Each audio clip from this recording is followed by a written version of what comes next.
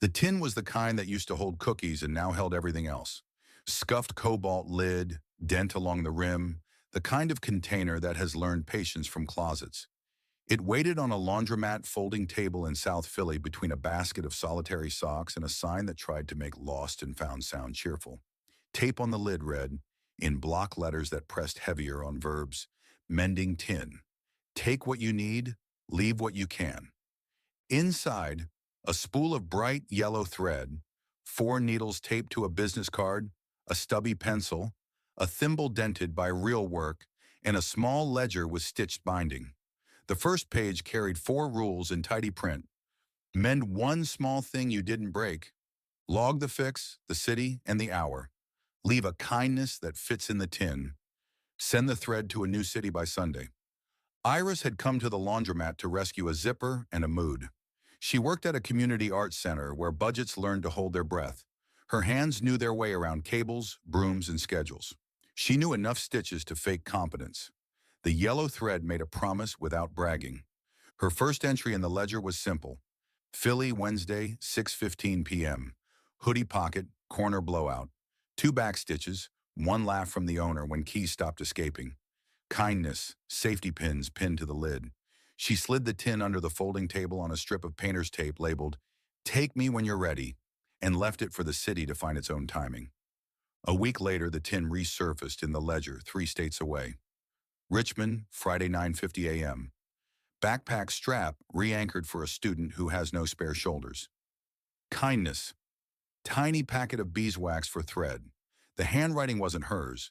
Print as precise as a blueprint, with little arrows showing stitch direction like someone teaching by drawing. Then, Asheville, Sunday 4:20 p.m., ripped hem stabilized.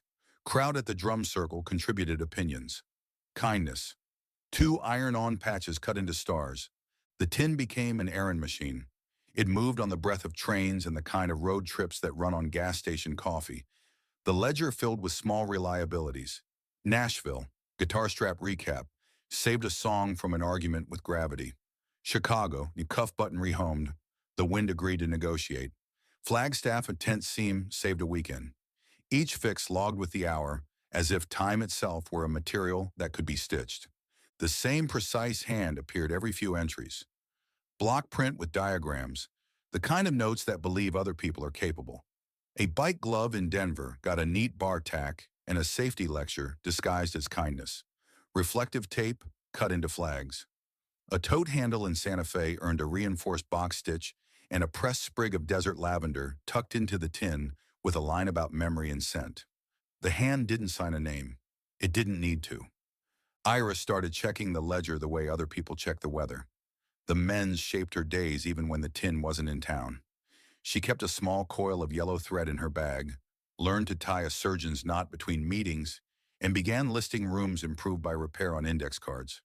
The gallery with the sagging banner grommet. The youth studio with the chair that needed a felt pad to stop insisting on its existence.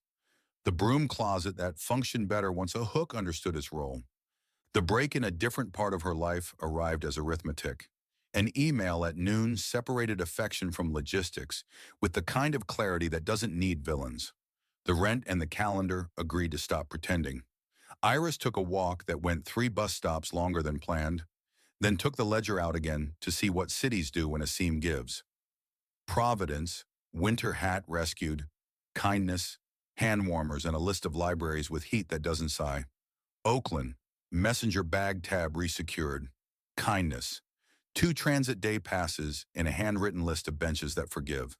The ledger knew what to do with endings. Mend the part that can be mended. Leave warmth for the part that can't.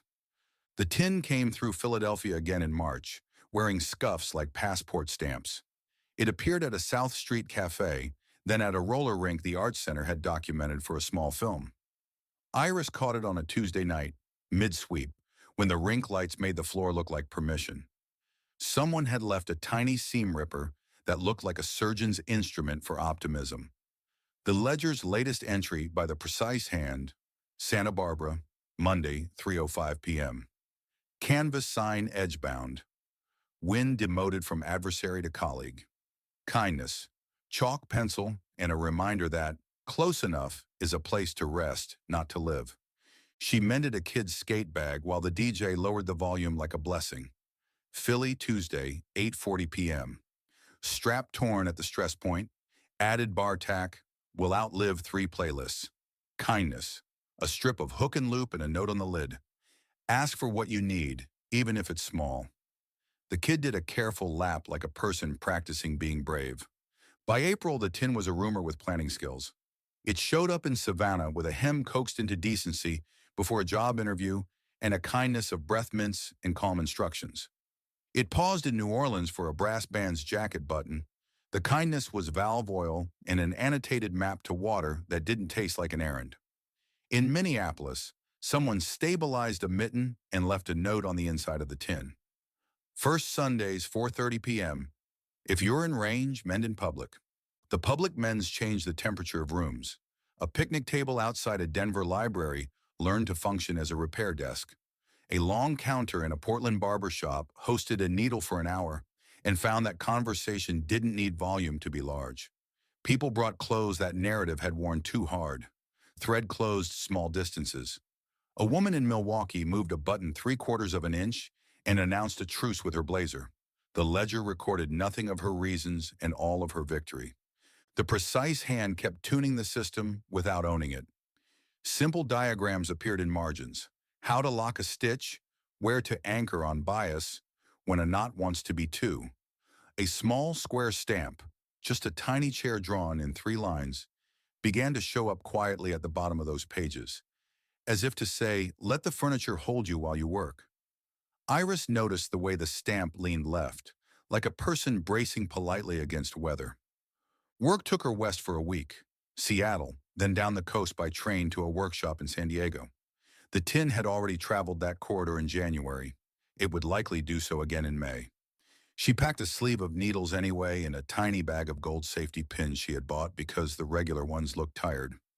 On the train, she watched the coast make an argument for patience and practiced threading in a moving car without apologizing to air. First Sunday found her at Golden Gardens under a sky that couldn't decide. The mending hour had been announced on a chalkboard near a snack stand. 3 words and an arrow. Mend hour. A folding table wore a tablecloth like an apron. The tin sat center. The ledger lay open to a fresh page. People arrived in singles and unlikely pairs. A teenager with a jacket elbow that had tried to become a window. A fisherman with a hat more useful than pretty. A dad with a stuffed rabbit whose ear had been living in the past. The precise hand was there, attached to a person who made rooms tidier without teaching a workshop about it. He wore a work shirt with paint freckles and the posture of someone who knows where to put weight. He listened to descriptions of problems like a carpenter listens to walls. When he stitched, his needle traveled like a sentence that knew where it was going. The tiny left-leaning chair stamp sat on the ledger's edge like punctuation. They didn't make a scene out of recognition. Iris mended a rabbit ear while he seconded a seam on a backpack. She wrote fixed, left better on the line where others had written it, because there is no reason to improve a sufficient sentence. He added a diagram in the bottom corner, a tiny box stitch with arrows, a small note about tension, behaving like a mood. The tin collected 3 kindnesses that hour, a packet of beeswax, 2 thimbles with stories, and a folded list of benches that forgive win. After that, the ledger began to include first Sundays with a regularity rooms love. Iris ran mending hour in Balboa Park under a pepper tree that had lived several budgets. The tin learned the terrain. Patches went faster when people told stories while waiting. The precise hand posted from Detroit with a photo of a ladder against a wall painted into decision. The kindness was a length of cotton tape and a line about placards and patience. They did not schedule calls, they scheduled rooms. The conflict that arrived next had timing but no malice. A spring storm split a branch in a week. The tin went missing in Albuquerque after a community picnic. The ledger recorded the last fix. Baseball cap brim restitched. Kindness sunscreen. And then stalled. The comments under the paper page in the tin could not convene themselves. Paper isn't a crowd. The next Sunday, 5 separate mending hours quietly built their own tins out of pencil boxes and lunch pails. Yellow thread purchased by whoever had a few dollars and a sense of continuity. The ledger regained momentum by becoming plural. Sister tines, A column appeared with numbers in thumbed corners. Tin 1, original. Tin 3, PNW. Tin 5, southwest. Tin 8, northeast. No one asked permission. The work knew how to replicate. In June, Iris's ex sent a message that attempted to apologize in math again. She set it next to a half-mended tote and chose the tote. The ledger taught the tactic. Mend the part that's yours, leave warmth for the rest, keep moving. She logged San Diego, Thursday, 7:05 p.m. Tote handle reattached, kindness, laminated card of restrooms, not awful walking routes. The card had arrows and the kind of writing that needs to be read at a glance. Turn left at the fountain, not the sign. Summer produced the kind of theater that doesn't require stages. At a Little League field in Durham, Tin 8 fixed a catcher's strap and left two cut-resistant Band-Aids like a prayer disguised as competence. In Providence, a librarian put a small stamp pad next to the ledger and told the teens they could mark their fixes with a symbol instead of names. The margin grew constellations. In Miami, someone wrote button-up lift next to a shirt that needed to behave for a job interview. The kindness was a list of cold rooms with addresses and hours.